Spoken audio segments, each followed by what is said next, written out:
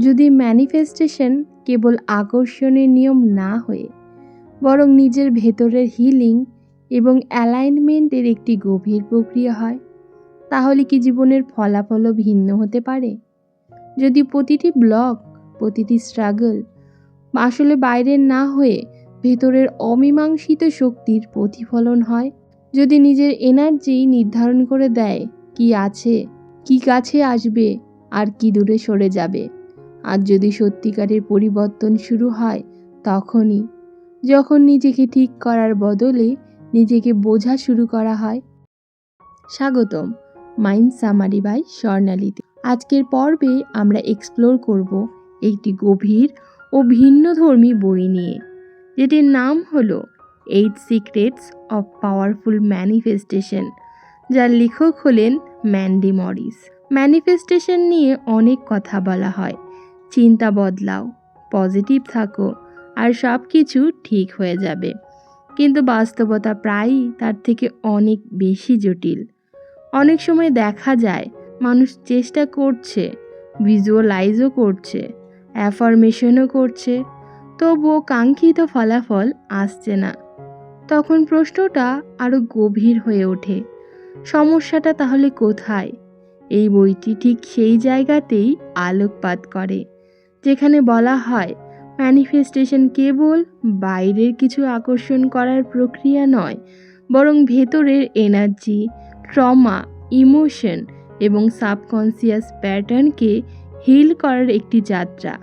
কারণ যতক্ষণ পর্যন্ত ভেতরের অসামঞ্জস্যগুলোকে দূর করা না হচ্ছে, ততক্ষণ বাইরে স্থায়ী পরিবর্তন হয় না। লেখক এখানে দেখিয়েছেন প্রতিটি মানুষ তার নিজের এনার্জি ফিল্ডের মাধ্যমে বাস্তবতার সঙ্গে ইন্টারঅ্যাক্ট করে, এবং সেই এনার্জি যদি ক্লাটার্ড বা ব্লকড হয়ে থাকে, তবে চাওয়া জিনিসগুলো আসার পথেও বাধা তৈরি হয়।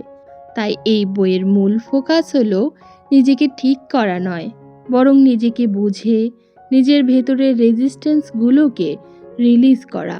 এই বইটি 8টি গভীর ইনসাইট বা সিক্রেটের মাধ্যমে পুরো জার্নিটাকে এক্সপ্লেন করে, যেখানে ম্যানিফেস্টেশন আর শুধু একটি টেকনিক থাকে না, বরং হয়ে ওঠে একটি ইনার ট্রান্সফরমেশনের প্রসেস। তাই চলুন এই যাত্রায় একসাথে এগোনো যাক, যেখানে লক্ষ্য শুধু পাওয়া নয়, বরং এমন এক অবস্থানে পৌঁছানো যেখানে পাওয়া স্বাভাবিক হয়ে ওঠে। Healing is not a separate journey. It is the foundation of everything that is meant to flow in your life. এই ধারণাটি এমন এক গভীর সত্যকে স্পর্শ করে যেখানে বোঝা যায় যে ম্যানিফেস্টেশন কখনোই শুধুমাত্র চাওয়া বা কল্পনার ফল নয়, এটি একটি অভ্যন্তরীণ পরিশুদ্ধতার প্রতিফলন। জীবনের বহু অভিজ্ঞতা, বিশেষ করে যেগুলো অসম্পূর্ণ থেকে যায়, অপ্রকাশিত অনুভূতি, অস্বীকৃত কষ্ট কিংবা অসচেতনভাবে বহন করা কোনো আঘাত, এই সবই ভেতরে এক ধরনের স্তর তৈরি করে, যা শক্তির স্বাভাবিক প্রবাহকে বাধাগ্রস্ত করে। বাইরে থেকে সব কিছু স্বাভাবিক মনে হলেও ভেতরে জমে থাকা সেই অমীমাংসিত আবেগগুলো ধীরে ধীরে একটি অদৃশ্য প্রতিরোধ তৈরি করে। ফলে চাওয়া থাকলেও সেই চাওয়ার সঙ্গে সামঞ্জস্যপূর্ণ অনুভূতি তৈরি হয় না। যেমন কেউ হয়তো ভালো সম্পর্ক চায়, কিন্তু অতীতের ভাঙনের অভিজ্ঞতা এখনও তার ভেতরের ভয় হিসেবে রয়ে গেছে। এই ভয়ই তাকে সচেতনভাবে দূরে সরিয়ে রাখে, যদিও সে নিজে তা বুঝতে পারে না। তাই হিলিং এখানে কোনো অতিরিক্ত ধাপ নয়, বরং মূল ভিত্তি।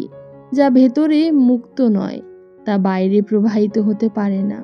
এই হিলিংয়ের প্রক্রিয়ার সঙ্গে ঘনিষ্ঠভাবে জড়িত আরেকটি গুরুত্বপূর্ণ দিক হলো এনার্জির স্বচ্ছতা।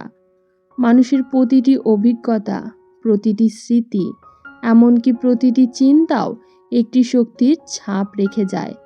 যখন সেই ছাপগুলো পরিষ্কার থাকে, তখন একটি স্বাভাবিক প্রবাহ তৈরি হয়।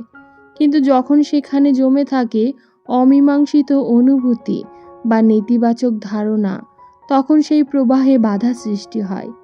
Energy flows where it is allowed, not where it is forced. এই উপলব্ধি এখানে প্রযোজ্য। অনেক সময় দেখা যায় যে কেউ নতুন কিছু শুরু করতে চায়, কিন্তু বারবার এক জায়গায় আটকে যায়। এটি বাহ্যিক সমস্যার চেয়ে বেশি অভ্যন্তরীণ শক্তির জটিলতার ফল। যেমন কেউ তার জীবনে নতুন সুযোগ আনতে চায়, কিন্তু অতীতের ব্যর্থতার স্মৃতি তাকে অবচেতনভাবে থামিয়ে দেয়, ফলে সে পুরোপুরি ওপেন হতে পারে না।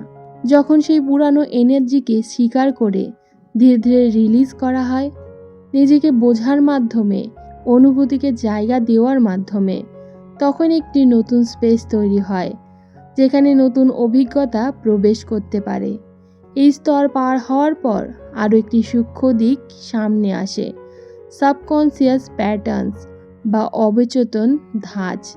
এগুলো এমন কিছু বিশ্বাস ও প্রতিক্রিয়া যা এতটাই অভ্যাসে পরিণত হয়েছে যে তা সচেতনভাবে ধরা পড়ে না, কিন্তু প্রতিনিয়ত বাস্তবতাকে প্রভাবিত করে। What is repeated unconsciously becomes reality consistently. এই ধারণাটি এখানে গভীরভাবে কার্যকর। একজন ব্যক্তি হয়তো বারবার একই ধরনের পরিস্থিতির সম্মুখীন হয়, একই ধরনের সম্পর্ক, একই ধরনের সমস্যা, একই ধরনের ব্যর্থতা, এবং মনে হয় যেন ভাগ্যই তাকে সেখানে নিয়ে যাচ্ছে। কিন্তু বাস্তবে এটি অনেক সময় তার নিজের অবচেতন বিশ্বাসের প্রতিফলন।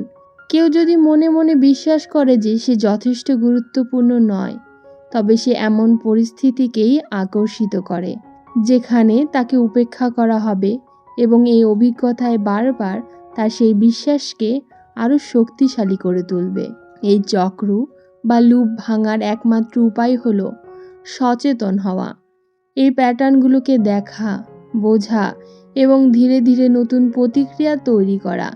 এই পুরো প্রক্রিয়ার মাঝখানে একটি অত্যন্ত সূক্ষ্ম কিন্তু শক্তিশালী উপাদান কাজ করে, সেটি হলো রেজিস্ট্যান্স বা অভ্যন্তরীণ প্রতিরোধ।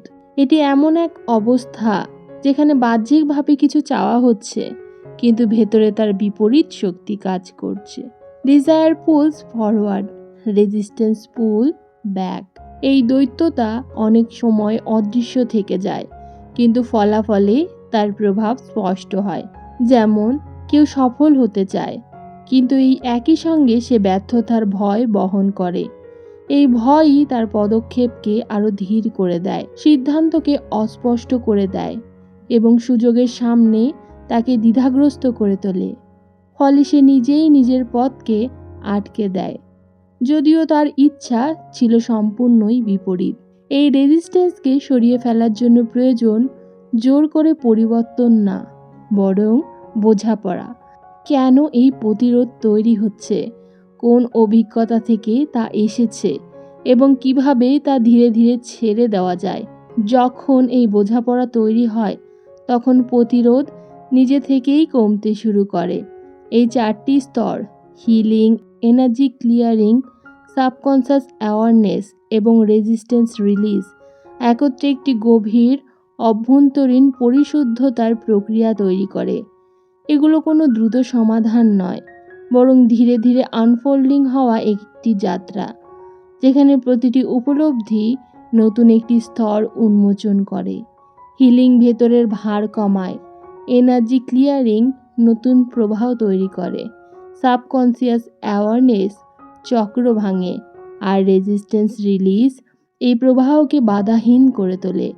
অবশেষে একটি বিষয় স্পষ্ট হয়ে ওঠে, ম্যানিফেস্টেশন কখনোই কেবল আকর্ষণের খেলা নয়, এটি এক ধরনের সমন্বয় যেখানে ভেতরের অবস্থা এবং বাইরের বাস্তবতা একসাথে মিলতে শুরু করে। আর এই মিলন ঘটে তখনই যখন ভেতরের স্তরগুলো ধীরে ধীরে পরিষ্কার হয়ে একটি নতুন স্বচ্ছতার দিকে এগিয়ে যায়। Alignment is not something to chase, it is something to become.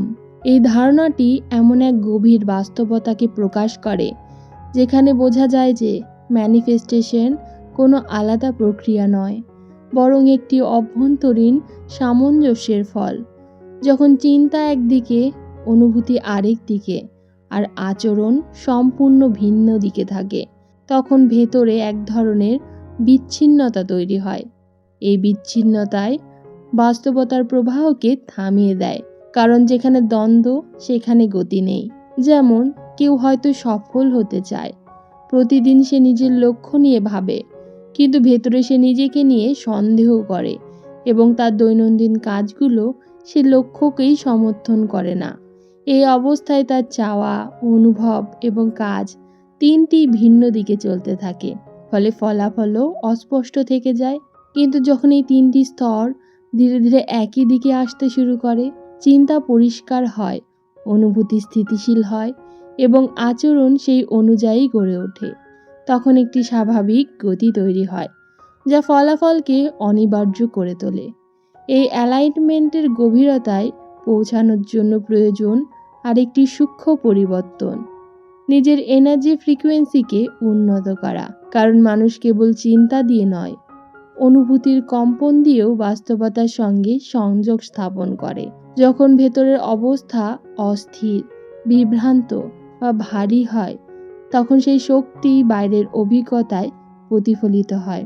কিন্তু যখন সেই একই শক্তি ধীরে ধীরে পরিষ্কার হয়ে ওঠে, যেখানে ক্ল্যারিটি, শান্তি এবং আত্মবিশ্বাস জন্ম নেয়, তখন বাস্তবতার প্রতি দৃষ্টিভঙ্গিও বদলে যায়। High energy does not force outcomes, it attracts them effortlessly. এই ধারণাটি এখানেই প্রযোজ্য। যেমন দুজন মানুষ একই সুযোগের সামনে দাঁড়িয়ে রয়েছে, একজনের ভেতরে ভয়, সন্দেহ এবং অস্থিরতা কাজ করে চলেছে, অন্যজনের ভেতরে রয়েছে স্থিরতা এবং বিশ্বাস। তাদের প্রতিক্রিয়া, সিদ্ধান্ত এবং উপস্থিতি সম্পূর্ণই ভিন্ন হবে এবং সেই ভিন্নতাই তাদের ফলাফল নির্ধারণ করবে। এই অবস্থান থেকে যাত্রা আরও গভীরে প্রবেশ করে স্যারেন্ডারের দিকে, যেখানে নিয়ন্ত্রণের চাহিদা ধীরে ধীরে ছেড়ে দেওয়া হয়, কারণ সব কিছু পরিকল্পনা অনুযায়ী ঘটবে। এই প্রত্যাশা অনেক সময় অপ্রয়োজনীয় চাপ তৈরি করে। Control creates resistance, surrender creates flow. এই উপলব্ধি এখানে অত্যন্ত গুরুত্বপূর্ণ। যখন প্রতিটি ফলাফলকে নিজের ইচ্ছা মতো নির্ধারণ করার চেষ্টা করা হয়, তখন একটি অদৃশ্য টানাপোড়েন তৈরি হয়। কিন্তু সেই চাহিদা কিছুটা শিথিল করা হয়, তখনই একটি স্বাভাবিক প্রবাহ তৈরি হয়। যেমন কেউ তার জীবনে একটি নির্দিষ্ট ফলাফল চায়, কিন্তু তার দেরি হচ্ছে। যদি সে এই দেরিকে ব্যর্থতা হিসেবে দেখে, তবে হতাশা জন্মাবে। কিন্তু যদি সে এটিকে একটি প্রক্রিয়ার অংশ হিসেবে গ্রহণ করে, তবে তার মনোভাব স্থির থাকবে। এই স্থিরতাই তাকে আরও উপযুক্ত সিদ্ধান্ত নিতে সাহায্য করে। এই স্যারেন্ডারের সঙ্গে জড়িত থাকে ট্রাস্ট, এক ধরনের নীরব বিশ্বাস, যেখানে বোঝা যায় যে প্রতিটি ঘটনা, প্রতিটি বিলম্ব, প্রতিটি অপ্রত্যাশিত মোড়ও একটি বৃহত্তর বিন্যাসের অংশ। What is main to arrive will not be lost, and what is delayed is often being prepared. এই ধারণাটি ধীরে ধীরে অস্থিরতাকে প্রশান্তিতে রূপান্তরিত করে। এই সমস্ত প্রক্রিয়ার শেষ ধাপটি হয়তো সবচেয়ে সূক্ষ্ম, গ্রহণ করার প্রস্তুতি। অনেক সময় দেখা যায় মানুষ চায়, চেষ্টা করে, এমনকি সুযোগও সামনে আসে, কিন্তু তবুও তা সম্পূর্ণভাবে গ্রহণ করতে পারে না।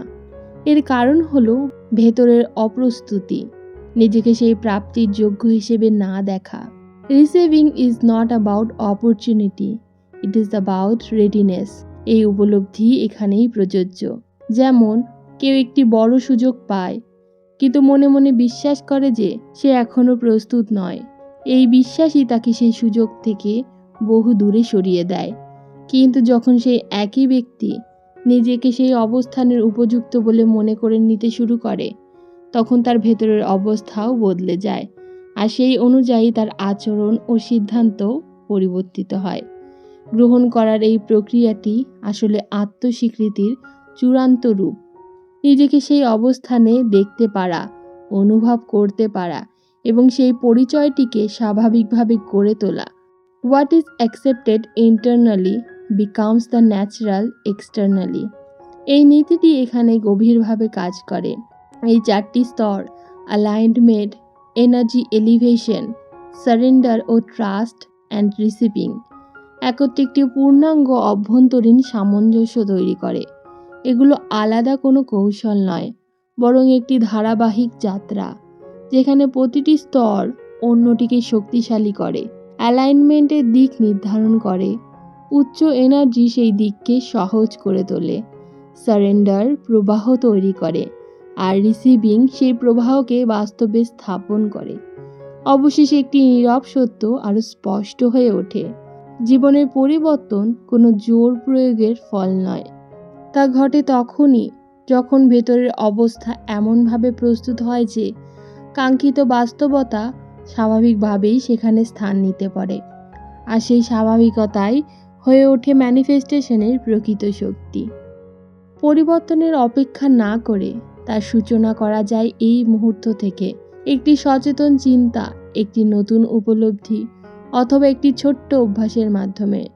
যদি এই যাত্রার ভেতরে কোথাও স্পর্শ করে থাকে আপনাকে, তবে এটিকে থামিয়ে না রেখে আরও গভীরে নিয়ে যান। কারণ সত্যিকারের রূপান্তর শুরু হয় যখন শেখা জিনিসগুলো জীবনের ওপর প্রয়োগ করা হয়। তাহলে এটাই ছিল এই যাত্রার অন্তিম পথ। এই যাত্রা কোনো শেষ নয়, বরং একটি চলমান প্রক্রিয়া, যেখানে প্রতিটি দিন একটি নতুন সুযোগ নিজেকে আরও পরিষ্কারভাবে বোঝার এবং নতুনভাবে গড়ে তোলার। আর সেই পথেই ধীরে ধীরে গড়ে ওঠে এমন এক বাস্তবতা যা একসময় কেবল সম্ভাবনা ছিল, কিন্তু এখন হয়ে ওঠে অভিজ্ঞতা। আমি স্বর্ণালী, আপনি দেখছেন মাইন্ড সামারি বাই স্বর্ণালী। এমন আরও গভীর, শান্ত এবং জীবন উন্নয়নমূলক বইয়ের সারাংশ পেতে ভিডিওটি লাইক করুন, শেয়ার করুন এবং চ্যানেলটি সাবস্ক্রাইব করে রাখুন। আবারও দেখা হবে প্রোডাক্টিভিটির নতুন কোনো একটি অধ্যায়ে।